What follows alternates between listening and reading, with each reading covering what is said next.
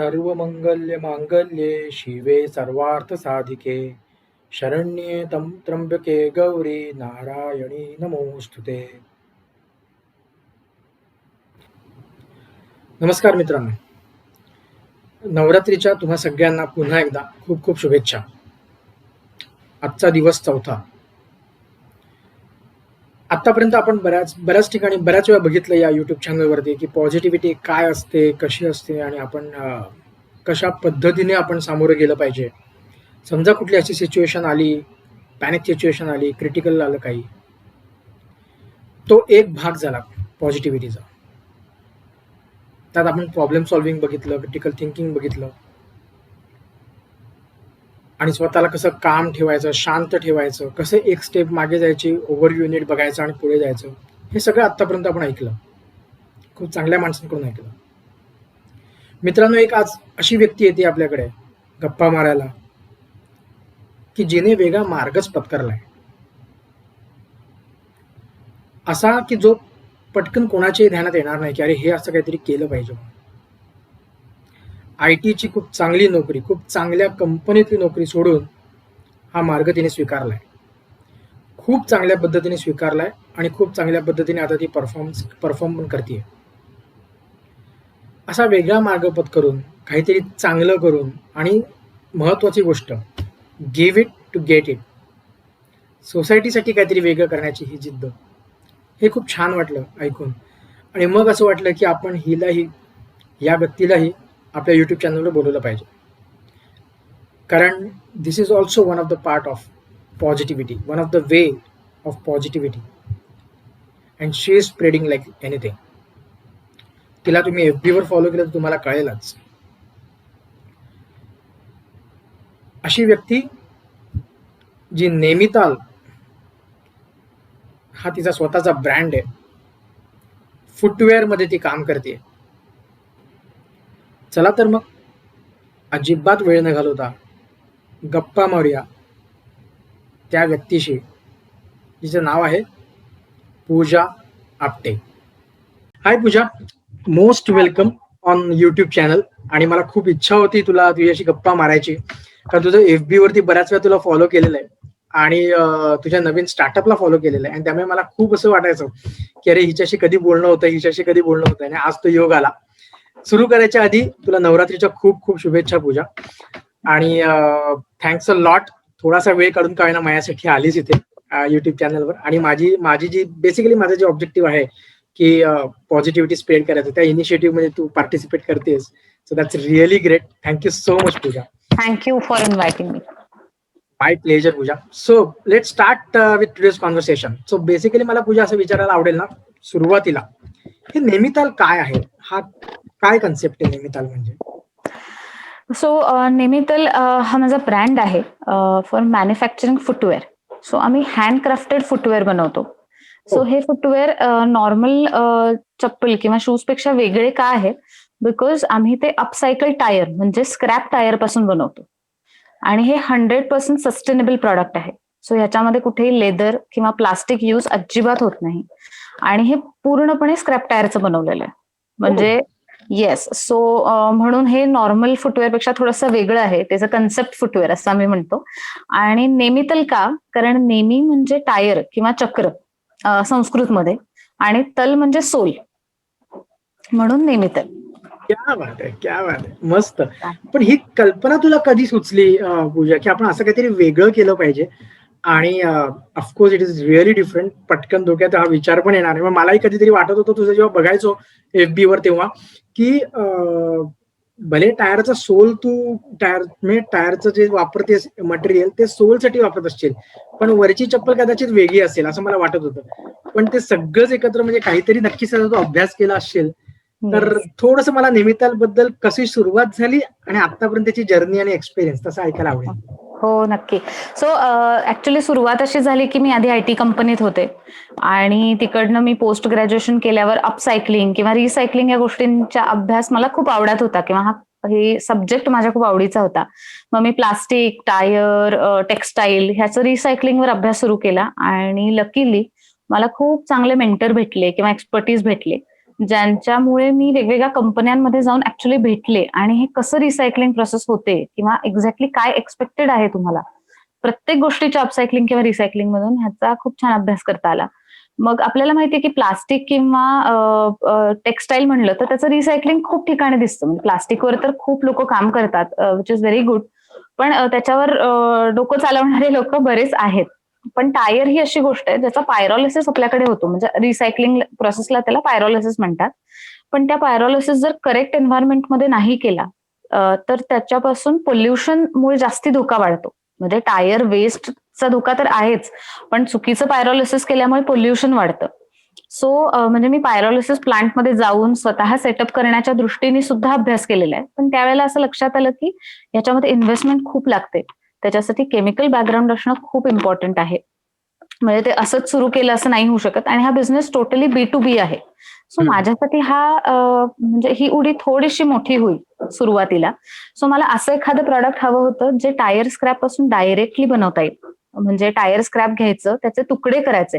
त्याचं कुठलंही बर्निंग किंवा त्याचं केमिकल प्रोसेसिंग नाही होता कामा कारण ते जर कंट्रोल्ड एन्व्हायरमेंटमध्ये नाही केलं तर पुन्हा आपण ऍट द एंड पोल्युशन पोल्युशनच तेच क्रिएट करतो. होतो.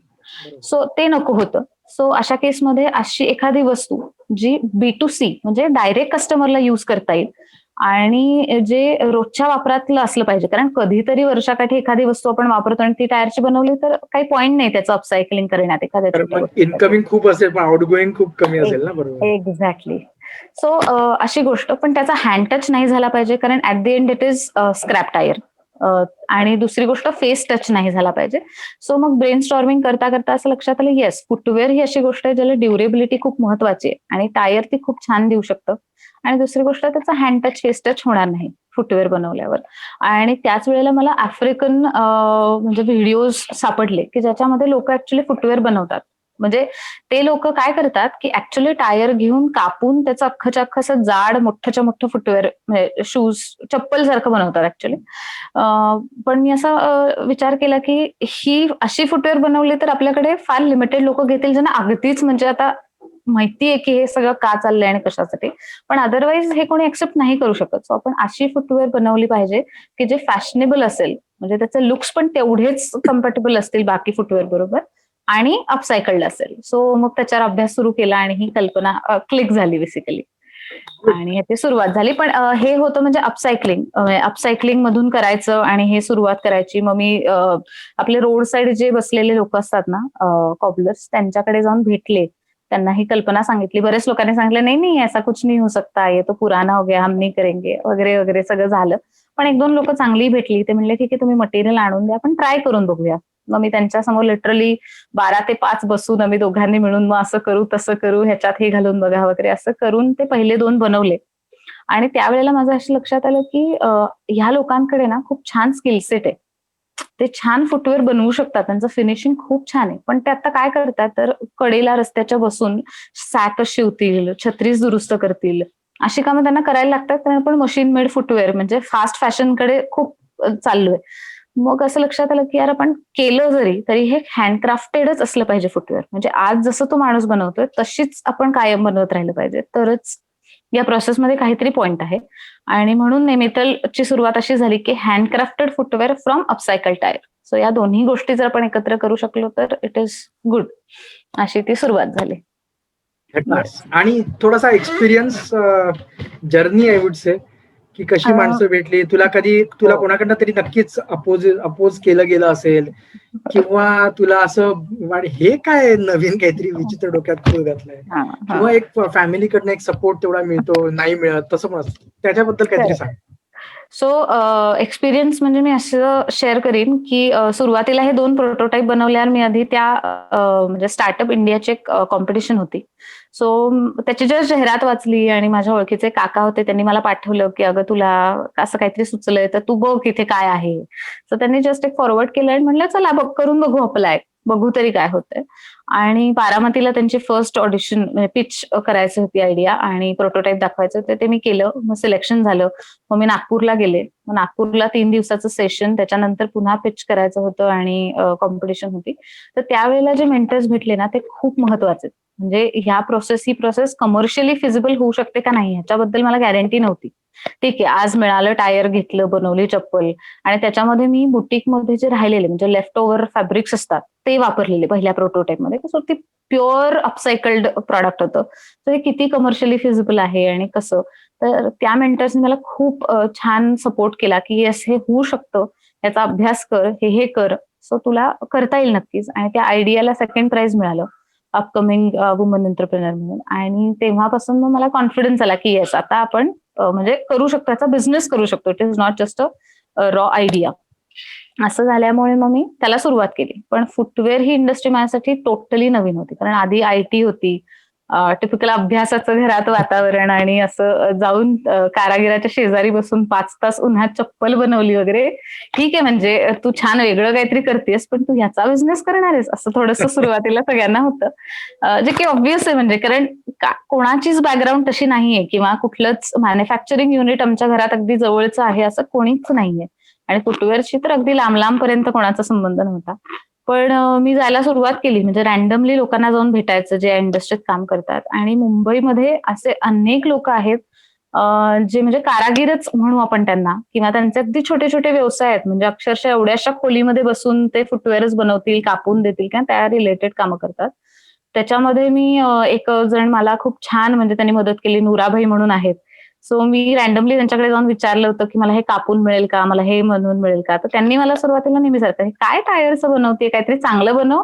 मी तुला सांगतो फुटवेअर कसं बनवायचं त्याचं सुरू कर. हे काय करतेस तू?" वगैरे. मग मी त्यांना कसं असं, "नाही, नाही काका आपल्याला हेच करायचंय, तर मला सांगा कसं होईल?"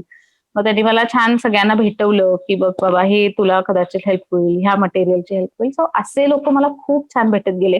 ज्यांचा आधीच्या आयुष्यात माझा काहीच संबंध नव्हता आणि मी रँडमली जाऊन त्यांना भेटले, पण त्यांनी खूप आजपर्यंत ते माझ्याशी कनेक्टेड आहेत. म्हणजे आजही मी ग्रेट. त्यांच्याकडून काम करून घेते. सो खूप त्यांनी मदत केली. मग ते मला असं म्हणले होते, की "अगं तू एकटी-एकटी फिरतेस या गल्ल्यांमध्ये." ते अ, आपल्याला माहिती आहे त्या छोट्या-छोट्या गल्ल्या जिथे हे सगळे लोकं काम करतात. सो ते असं तुला एकटं कसं पाठवू अगं? तू कोणाला तरी घेऊन येत जा बॉडीगार्ड म्हणून. तुझा नवरा काय करतो त्याला घेऊन ये तू. मग सुरुवातीला असं म्हणजे खूप फनी इन्सिडेंट झाले, की मी त्याला घेऊन आले आणि ते त्यालाच सांगत होते, की "अरे बघ ती एकटी फिरत असते, तू ये बरोबर" वगैरे असं.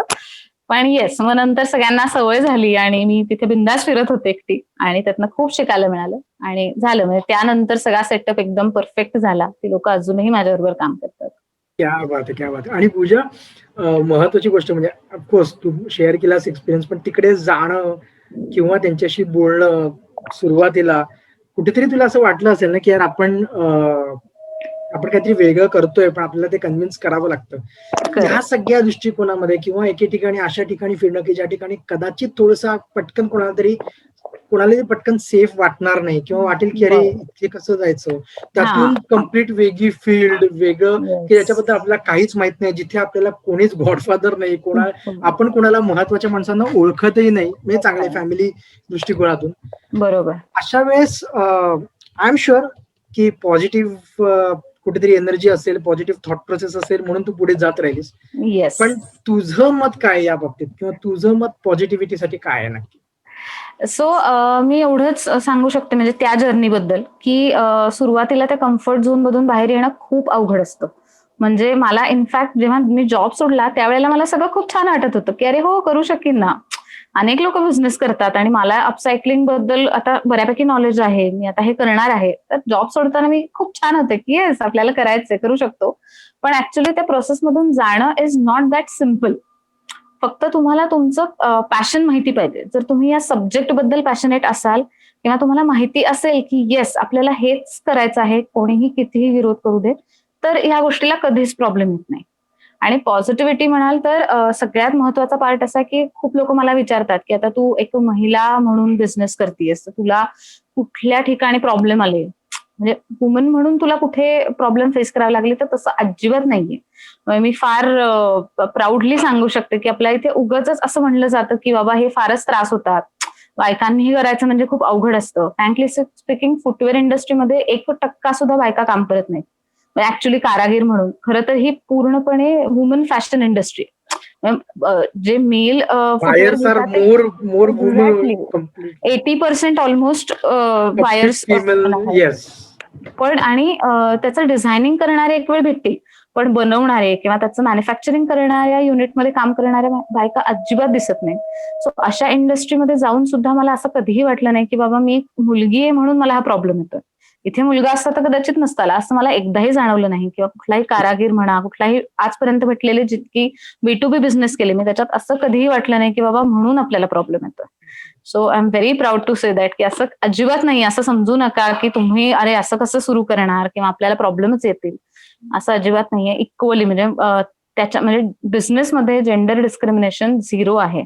सो बिनधास्त तुम्ही ह्याच्यामध्ये पाऊल टाकू शकता जे तुम्हाला करायचंय त्याच्यात. क्या बात आहे. खूप मोठा मेसेज, खूप मोठी गोष्ट सांगितलीस पूजा. येस.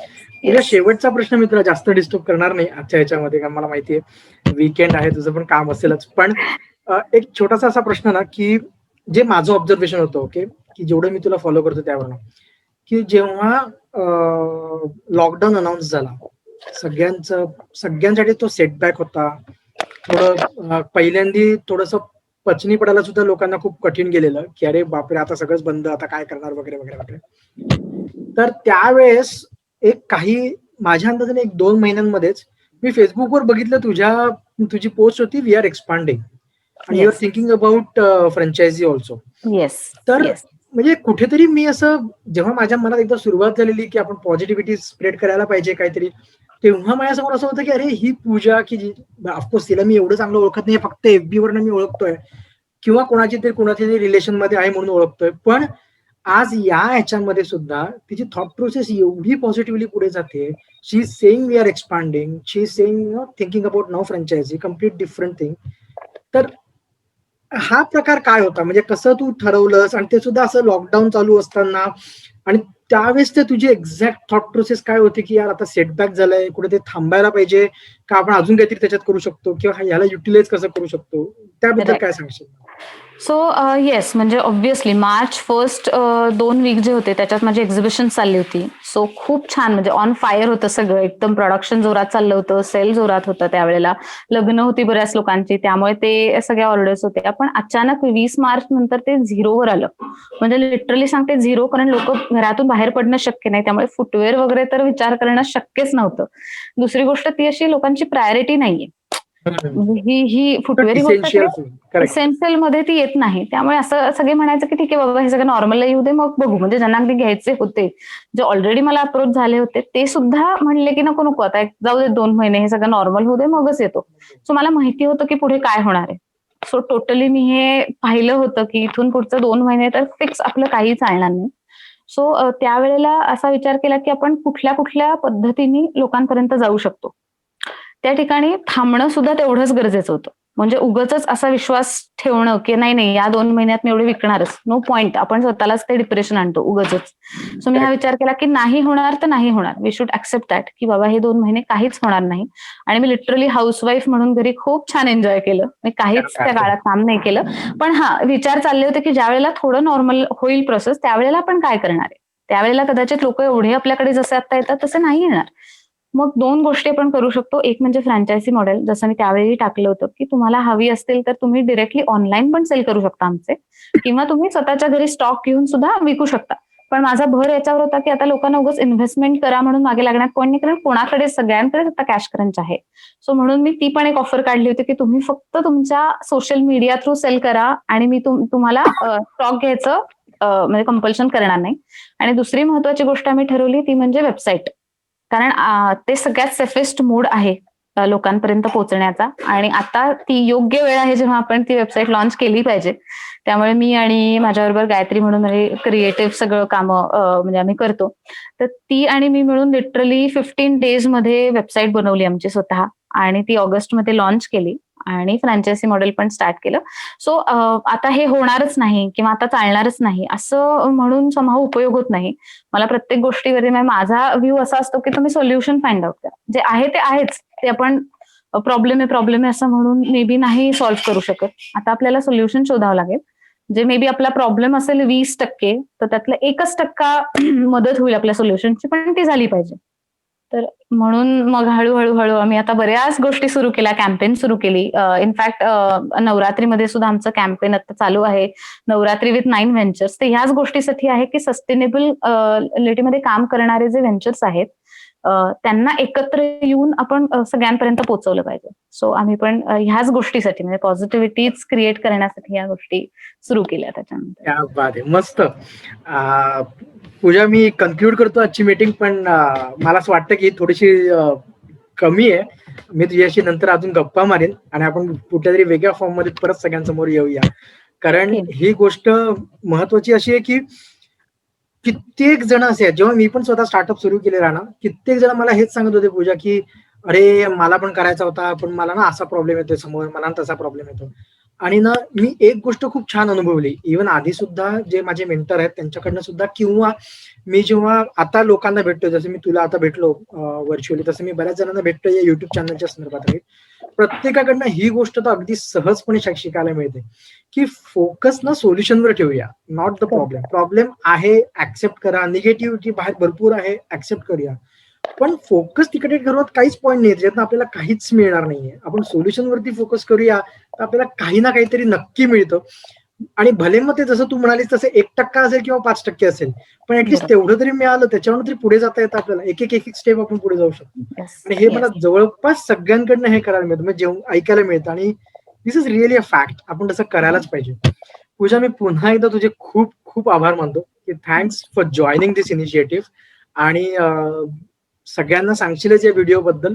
आणि तुझ्या माहितीत कोणी असे असतील ना पूजा की ज्यांना आवडेल माझ्याशी गप्पा मारायला थ्रू दिस चॅनल, तर मला नक्की कळवशील. नक्की. Thank you Sonal. Thank you. Bye. Take bye care. Bye. See you.